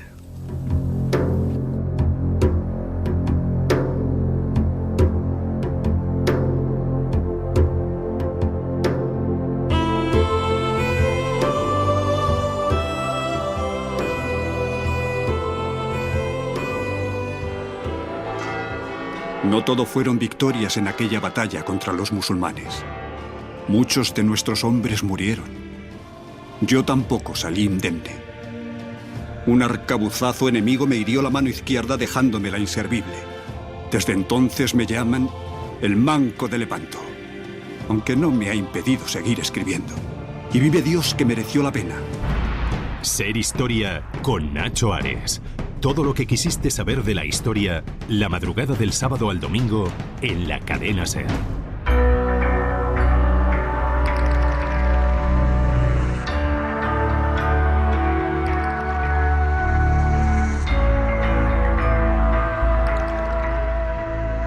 Continuamos en Ser Historia y lo hacemos en esta ocasión adentrándonos en el mundo de la ciencia e historia.2, esa sección que cada pocas semanas nos trae nuestro físico de cabecera, Pablo Arias. Pablo, bienvenido de nuevo a Ser Historia. Bien hallado, Nacho, muchas gracias. Fíjate, esta sección podría ser perfectamente un cronovisor, ¿no? Porque la queréis dedicar a una de las figuras emblemáticas en el mundo de la divulgación científica, que todos, yo nací en el 70, todos los que somos de esa generación, incluso posteriores, ¿no? Porque los programas suyos se han repetido y se han vuelto a emitir en la televisión. Me estoy refiriendo a Carl Sagan, ese científico estadounidense con esa maravillosísima serie de Cosmos que nos cambió de alguna forma a todos la vida, ¿no? Carl Sagan es pionero en la divulgación científica. A mí sí, a mí en concreto sí, yo soy 3 años mayor que tú y la verdad es que yo aprendí mucho con esos programas, pero lo que más destaco es que me abrió los ojos, que me abrió la curiosidad a querer adentrarme un poco más del modo en que comunicaba. Carl Sagan fue un grande. Y bueno, es más, se ha reconocido como tal, no lo tengo que decir yo, pero que es el divulgador científico más famoso y galardonado de la historia. Y bueno, es como tú decías, el programa se llamaba Cosmos, un viaje personal. Bueno, fue narrador, coautor, y fue la serie más vista de la historia de la televisión pública estadounidense, con una audiencia de unos 500 millones de personas en 60 países. Y bueno, sí, y sobre todo me acuerdo muchos detalles. Un día que se pinchó el dedo y empezó a hablar de la cantidad de leucocitos que teníamos y la cantidad de vida que teníamos ahí, fue grande. Sigo aprendiendo de sus programas cuando lo veo alguna vez. Fíjate, nosotros aquí en Ser Historia, una de las cosas, cuando yo empecé a hacer el programa en 2009, era que José María del Río, la voz de Carl Sagan en la serie española, trabajará con nosotros, ¿no? Y muchos de los indicativos del programa son de José María. Y yo cuando le conocí personalmente fue muy emocionante porque era estar hablando con Carl Sagan, ¿no? Era la voz que todos habíamos identificado. Y fíjate, él me decía que con la reemisión del programa, que se había vuelto a grabar con otra voz, la gente no le gustaba. La gente no le gustaba el nuevo doblador de Carl Sagan y intentaba buscar, ¿no? ese audio original de la década de los años 70 y 80 que finalmente pues se volvió a editar y se volvió a hacer así, ¿no? Porque la figura de José María del Río es, desde el punto de vista de la locución, maravillosa, como lo fue también Carl Sagan, ¿no? Claro, yo no sabía esa anécdota tuya, pero ahora me lo imagino, y si a mí me dice José María del Río algo, me lo creo a pies juntillas. Claro. Con esa voz. Pues bien, cuéntanos. Nada, que en los capítulos anteriores habíamos hablado de lo que conocemos y lo que ignoramos. Y habíamos comentado que el universo se expande, porque esto es lo que traducimos de los datos que obtenemos. Y bueno, y Carl Sagan también hablaba de eso, y Carl Sagan también lo sabía. Fíjate que la información que nos ha llegado quizás de todo ese conocimiento, de toda esa ciencia, de todo ese saber, marca un poco el antes y el después, no solamente en la historia de la televisión, sino también en la historia de la divulgación, como, bueno, pues Carl Sagan lo hizo de una forma maravillosa, ¿no? Y fue capaz de adentrarnos en un mundo aparentemente árido, complicado, con ejemplos, pues como haces tú en esta sección, ¿no? Muy directos, muy cercanos, que nos acercan a la física, ¿no? Tal y como es, sí. Es que, a ver, date cuenta que sigue siendo actual el Cosmos, el programa que tenía, pero a mí me gustaba una cosa, porque te planteaba las cosas no solamente como en otros programas de divulgación que sacan pecho de lo que sabemos y de lo que hemos logrado hacer. No, te ponía también las incógnitas y te ponía lo que no entendemos. Por ejemplo, el otro día estábamos hablando, en el capítulo anterior, de que no entendemos por qué las galaxias se separan entre sí. Y claro, y es que lo que hablaba de mi eterna pizarra, donde tenemos escritos cómo funciona la naturaleza, pues eso no nos cuadra y desconocemos el proceso. A ver, sabemos que el universo se expande aceleradamente.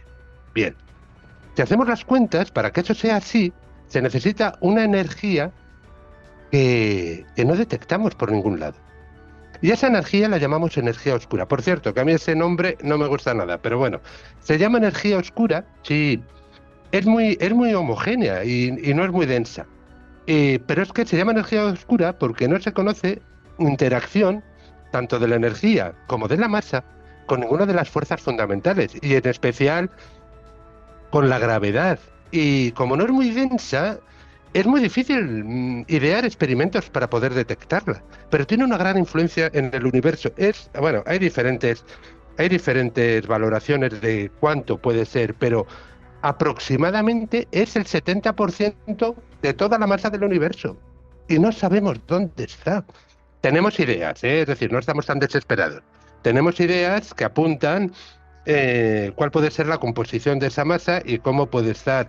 Y puede estar uniformemente en el espacio interestelar, pero todavía no. A los físicos nos gusta probar las cosas. Y decir, vale, ya lo he detectado. Pues bien, en esto hemos fallado, Nacho, en esto todavía no lo tenemos. Yo he de decir que ojalá que a lo largo de esta sección, a lo largo de los capítulos, pueda salir la noticia de que se ha hecho algún descubrimiento al respecto y poder hablar de eso pues a nivel positivo, diciendo, mira, ya hemos encontrado esto, ya sabemos, si no sabemos cuál es el 70% de la materia del universo, al menos ya hemos encontrado el 20%. Pues no, pero es difícil, Nacho, es difícil, no lo sabemos. Pero fíjate, yo imagino que también muchos de estos descubrimientos, lo comentábamos en otra sección, no será tanto por los datos que tú percibes de los aparatos, de los artefactos que utilizas para hacer esas mediciones, sino también del propio corazón y del sentimiento del científico que le hace buscar en un sendero determinado, ¿no? Y que es lo que ayuda, de las ideas, a poder, claro, a innovar y a decir, pues si no lo conseguimos por aquí, lo podemos hacer por este otro lado.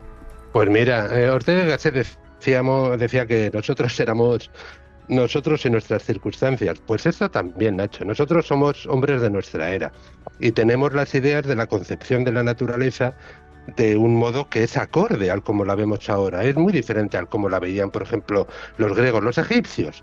Tus egipcios queridos, al cómo lo vemos ahora. Pero ahora, con toda honestidad, mira, te voy a hacer una pregunta.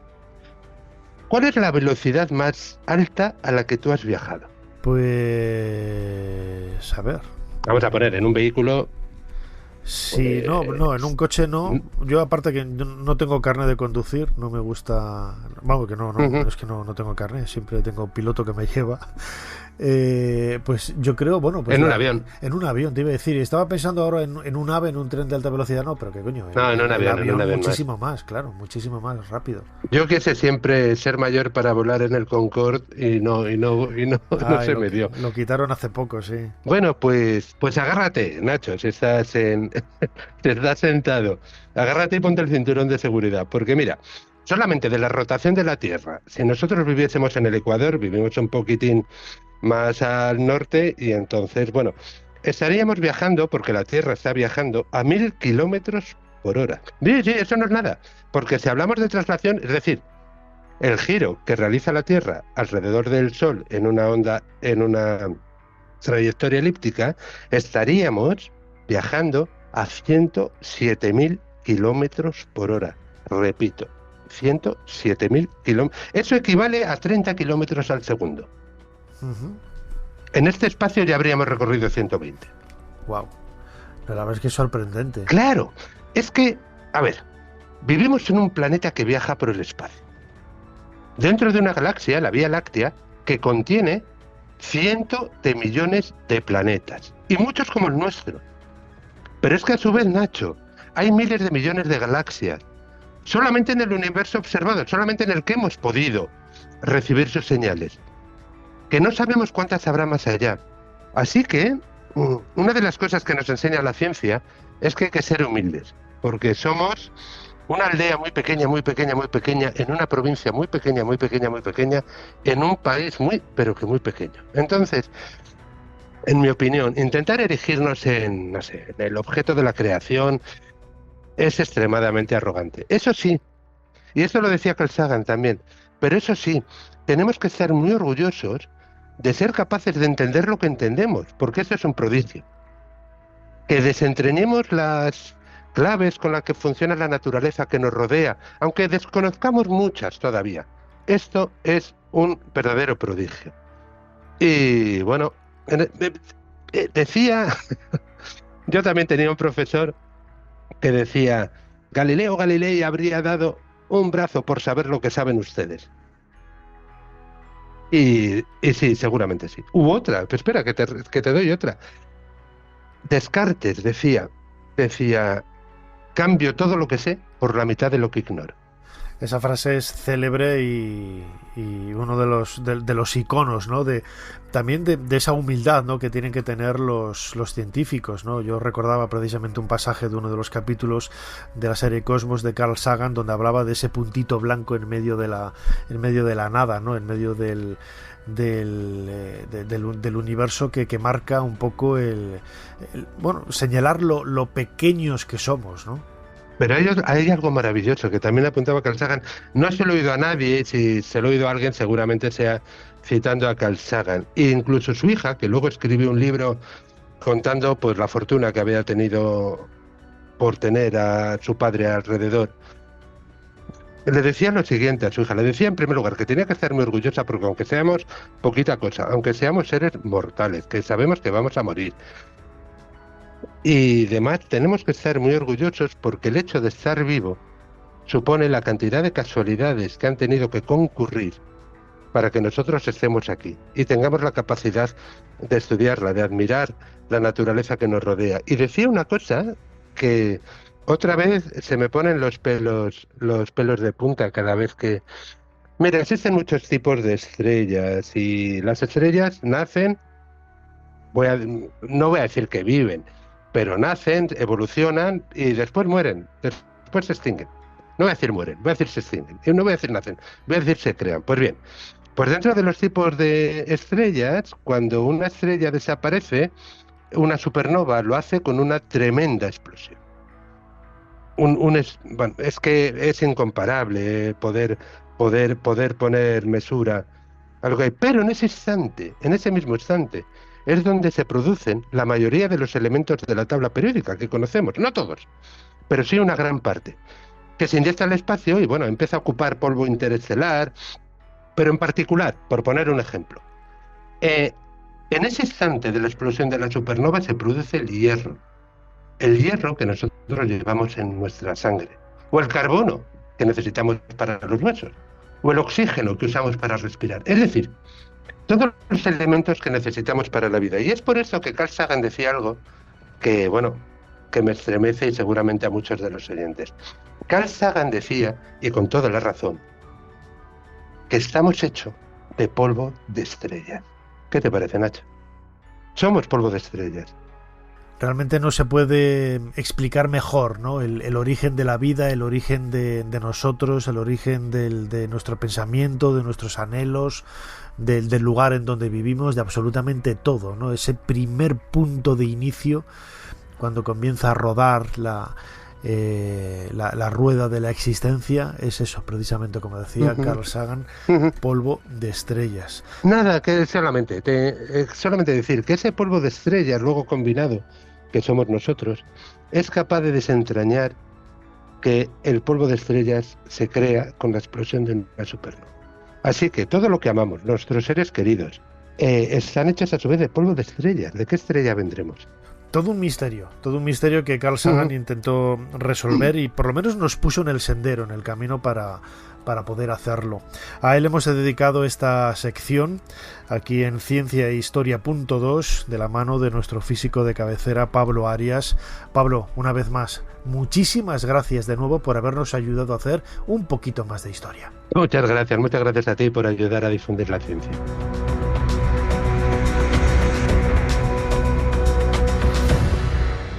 Y por si estas calificaciones fueran insuficientes, también sois diestro con la espada. Demasiado, quizás, a juzgar por ciertas reyertas que habéis protagonizado en tabernas y otros antros. En resumen, sois un erudito con ínfulas violentas, exactamente la persona que precisamos. ¿Que precisa quién? Si me está permitido preguntar. Mi propia familia, los Walsingham, y por supuesto su majestad, la reina de Inglaterra. Ser Historia con Nacho Ares. Todo lo que quisiste saber de la historia, la madrugada del sábado al domingo, en la cadena SER.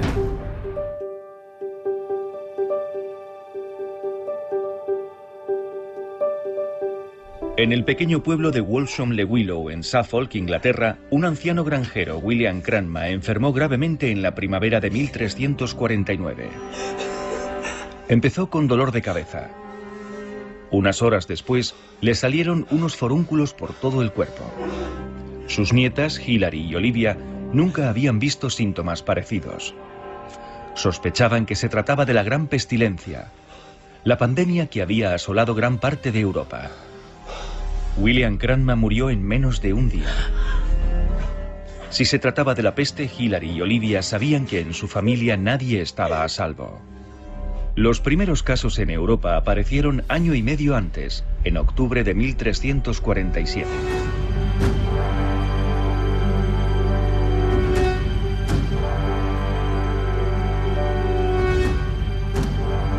Acabamos de escuchar un fragmento de un documental de televisión, La Peste Negra.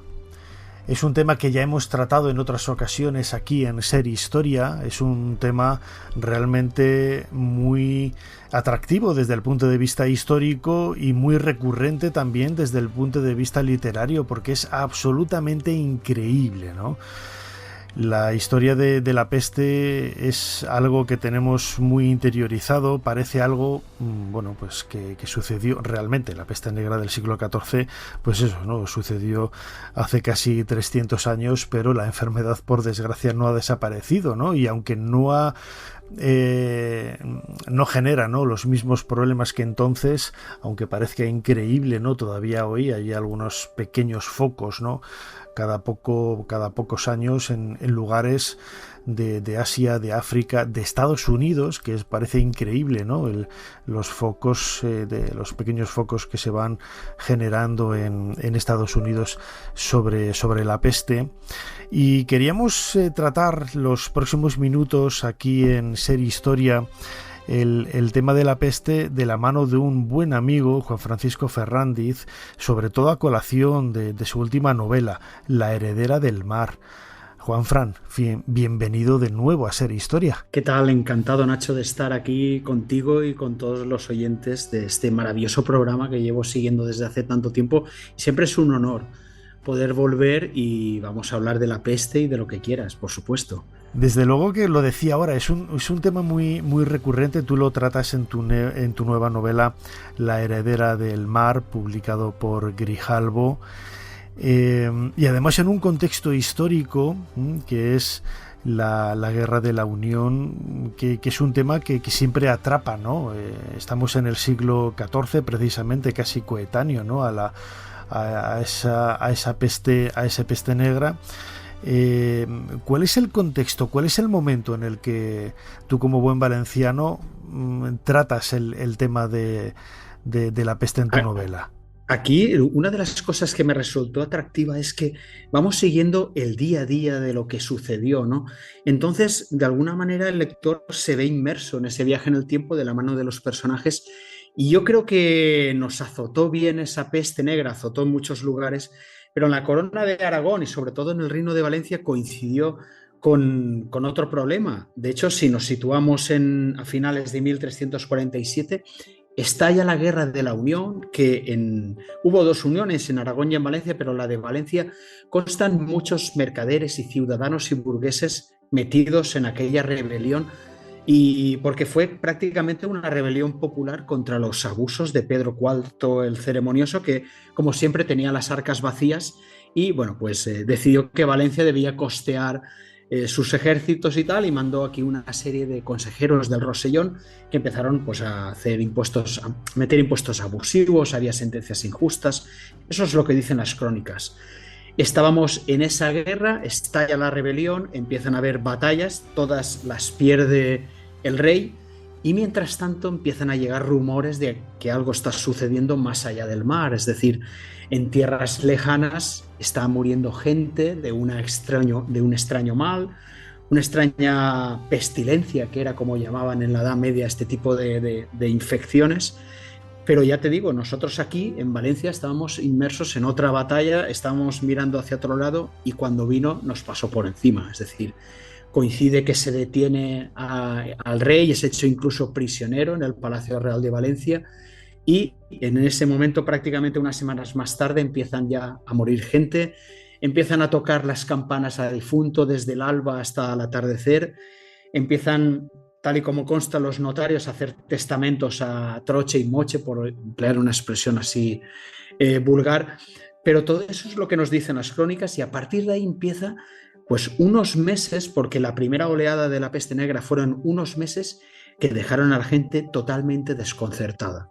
Y si hacemos un puente y un símil con la última pandemia que hemos vivido aquí, te vas dando cuenta, una, de que sucedió prácticamente igual, o sea, los ítems que sucedieron y en el orden en el que sucedieron son muy, muy similares y que las reacciones de la gente también lo han sido, ¿no? Y lo fueron. Y eso es sorprendente, ¿no? Como tú que en este programa que es de historia muchas veces vemos que somos los mismos de verdad, ¿eh? Pasan los siglos y somos los mismos y todo eso se va contando en la heredera del mar. Desde luego, uno de los aspectos que acabas de tocar, ¿no? El hecho de que como una epidemia tan espectacular puede afectar tanto al ser humano, ¿no? Lo decías ahora, ¿no? Nosotros hemos superado hace relativamente poco, ¿no? la pandemia, una pandemia similar, desde luego similar entre comillas, ¿no? Porque aquí no han muerto millones de personas, pero sí que es cierto que el ser humano puede generar nuevas expectativas vitales a partir, ¿no? del futuro que se genera, ¿eh? con esta idea de la peste, ¿no? Y en el ámbito en el que tú te mueves, en la literatura, tú eres uno de los autores de novela histórica más productivos, ¿no? de nuestro país.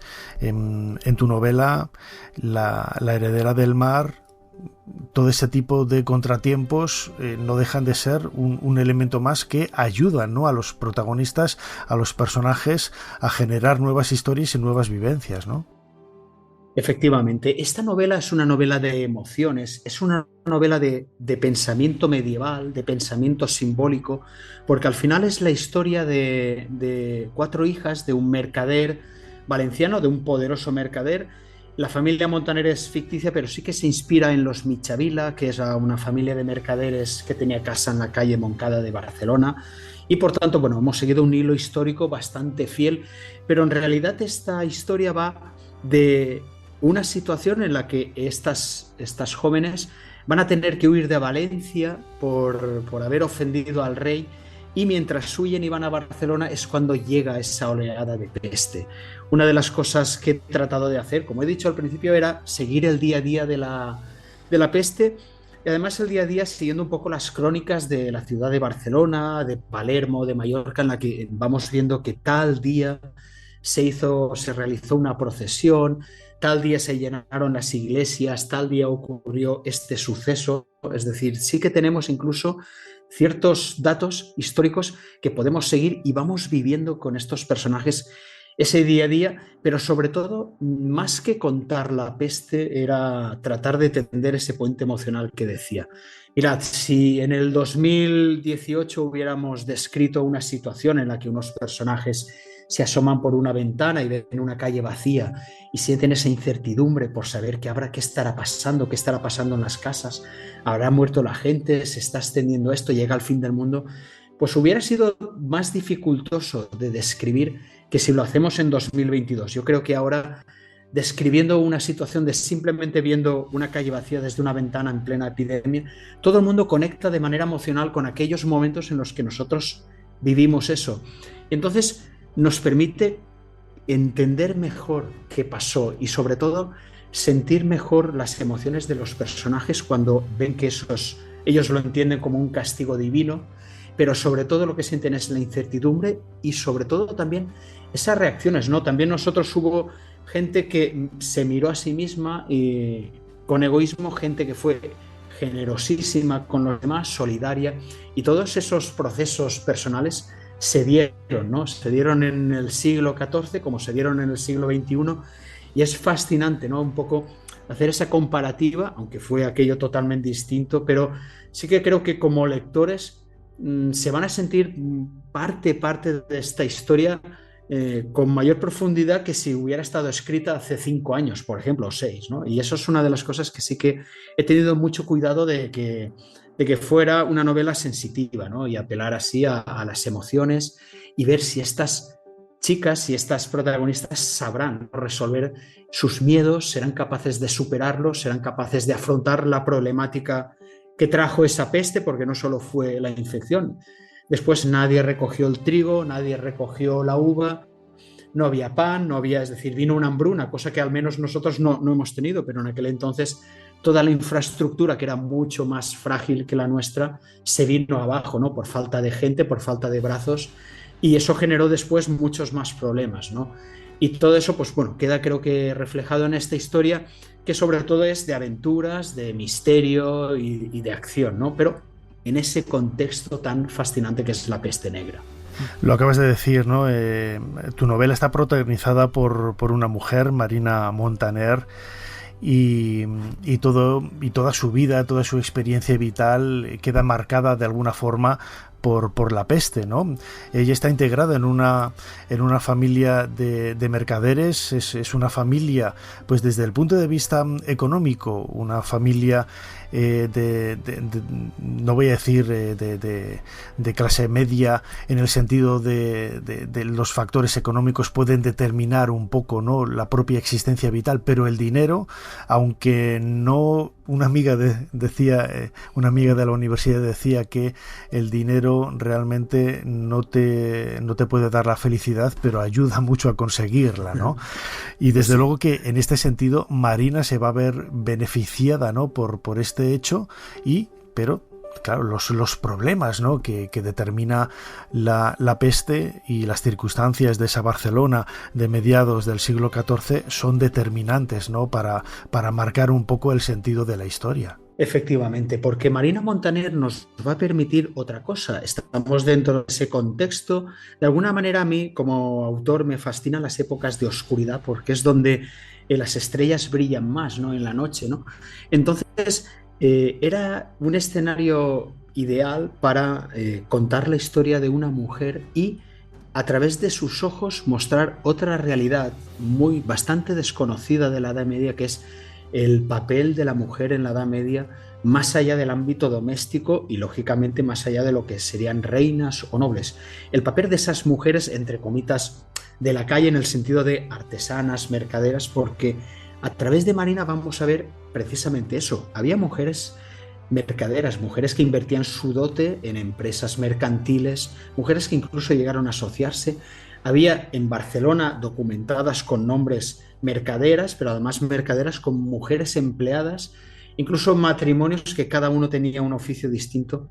Y vamos a ver toda esa vida oculta de la mujer medieval a través de Marina, que es, como has dicho, una joven mercadera. Ella, su destino estaba trazado ya desde su nacimiento, casarse con otro mercader para forjar mayores alianzas, que era un poco pues la costumbre de aquel entonces, ¿no? Sin embargo, este suceso que ocurre al principio, esta ofensa al rey que la obligará a huir de Valencia y bueno, su familia queda condenada por el rey y de alguna manera ella se ve y la novela transcurre tratando ella de salvar a su familia, ¿no? Salvar a su gente y metiéndose en 1000 historias por eso, pero a través de todas esas aventuras y esas desventuras también entramos en otro mundo, ¿no?, que es el de la mujer medieval. Vamos a conocer beguinas, que había beguinas en Barcelona. De hecho, el personaje de Agnes es un personaje histórico, existió. Ella se dedicaba a cuidar leprosos en la leprosería el hospital de leprosos de ahí de Barcelona. Vamos a encontrar a todas esas artesanas, vamos a viajar a Palermo, vamos a viajar a Mallorca y vamos a ver muchos aspectos femeninos de estas mujeres medievales, de las que solo quedan nombres en protocolos notariales o en ciertas crónicas, de las que no sabemos nada, pero que intuimos por sus ocupaciones que detrás habían historias, ¿no? Historias además de superación, de dificultades, de lucha por hacerse hueco en un mundo que cada vez las iba relegando más, ¿no? Y es, yo creo que muy interesante, y a los lectores que también les interese, pues esa mirada femenina, creo que les puede interesar esta historia, ¿no? Tanto a nivel histórico como a nivel literario, como novela, ¿no? Para pasar un buen rato y distraerse, que al fin y al cabo, tú que también eres novelista, Nacho, sabes que es importantísimo, que contamos la historia, pero sobre todo lo que hacemos es entretener, ¿no? Y que la gente disfrute con estas historias y con estos viajes en el tiempo. Desde luego que sí, ¿no?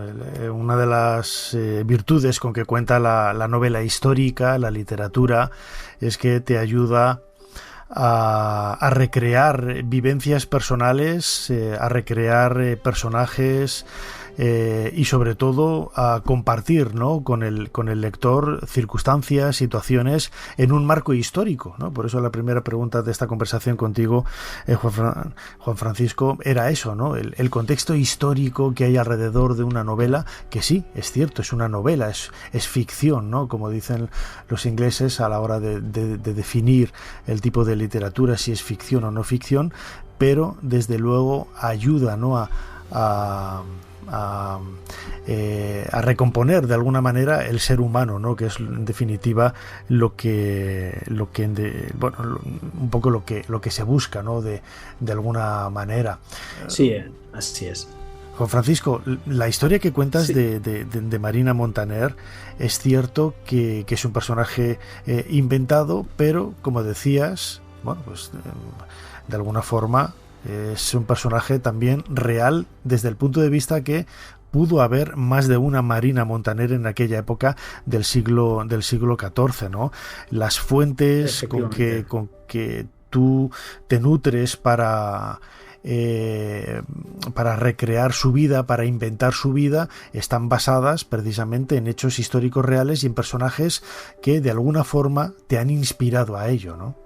Así es. Hay una de las cosas que como novelista, que ya llevo unos cuantos años, me da cierto miedo, es el presentismo, ¿no? Y sobre todo cuando metes como protagonistas a mujeres o destacas ciertas situaciones un poco anómalas, ¿no? Una mujer que se hará con un barco, que se hará al mar, que se convertirá en mercadera, en contrabandista, otras mujeres que entrarán a formar parte en talleres de artesanas, es decir, todo eso nos suena muy casi a época actual, ¿no? Esas mujeres, hoy en día se utiliza el término empoderadas, pero no es cierto. Es decir, mis novelas no son presentistas. Yo lo que busco es, le pregunto a la historia si hubo en ese momento mujeres que hicieron ese tipo de cosas, ¿no? Tenían esos talleres o emprendieron negocios o salieron a la mar, como Jeanne de Belleville, que tenía 3 cocas y tuvo en jaque en el Canal de la Mancha al rey de Francia. Es decir, las hubo,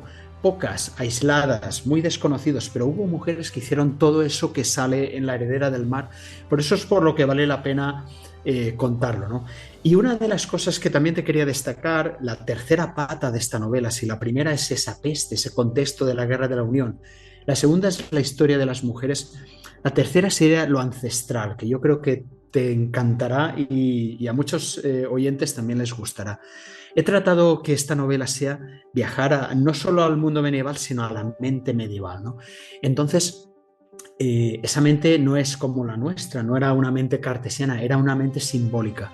Entonces, vamos a vivir y a sentir como ellos, o por lo menos es lo que pretendía.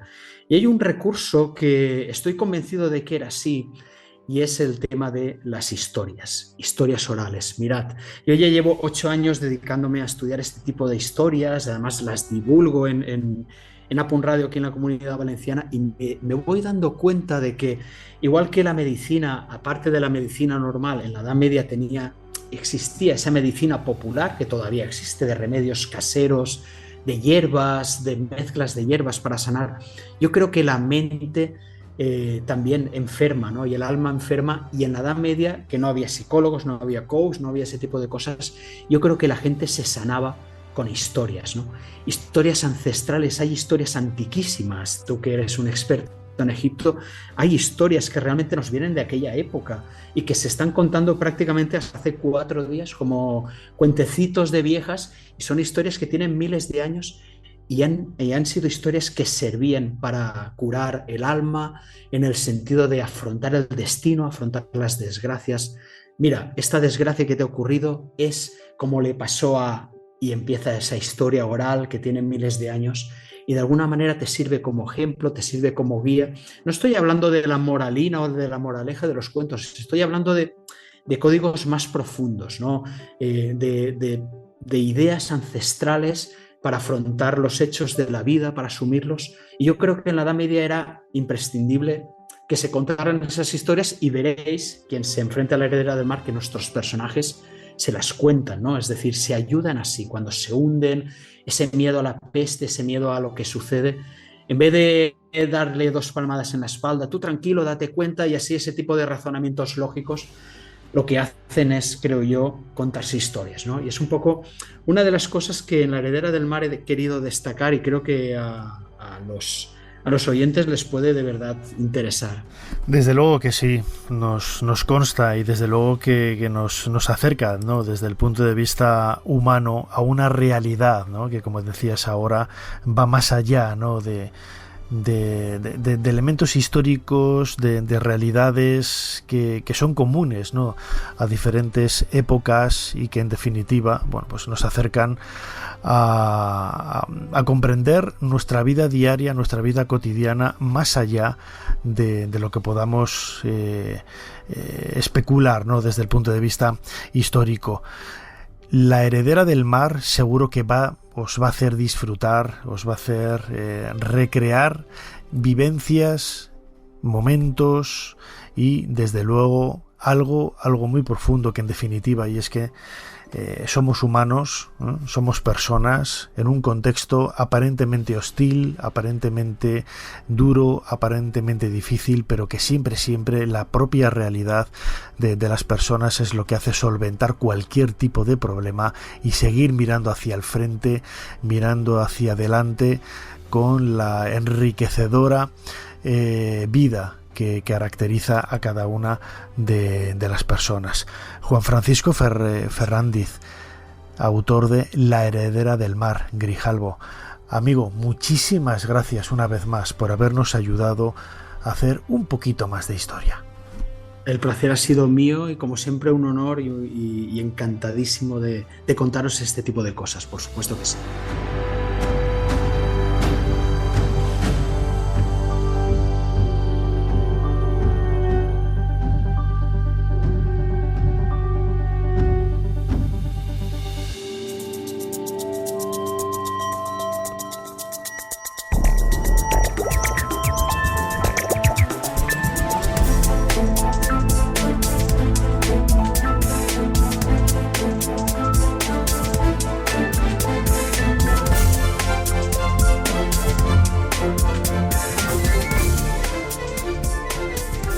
Llegamos al final de este nuevo programa de Ser Historia. Recordad que si lo queréis volver a escuchar o escucharlo de forma completa, lo podéis hacer a través de los podcasts de Ser Podcast. Ahí tenéis desde el primer programa hasta este último, o en nachoares.com, donde también vais a encontrarlos todos, quizás de una forma mucho más sencilla. Fermín Agustí ha estado en la producción del programa, Ana Caballero controlando las redes sociales y también echando una mano en la producción de este programa, Chumi Rodríguez controlando los mandos de esta máquina del tiempo, y delante del micrófono vuestro humilde servidor Nacho Ares. Os dejamos con más entretenimiento y cosas maravillosas aquí en la cadena SER. Hasta la semana que viene. Suscríbete a Ser Historia. Todos los episodios y contenidos adicionales en la app de Cadena SER y en nuestros canales de Apple Podcast, Spotify, iVoox, Google Podcast y YouTube. Escúchanos en directo en la SER los domingos a la 1:30 de la madrugada. Cadena SER. La radio.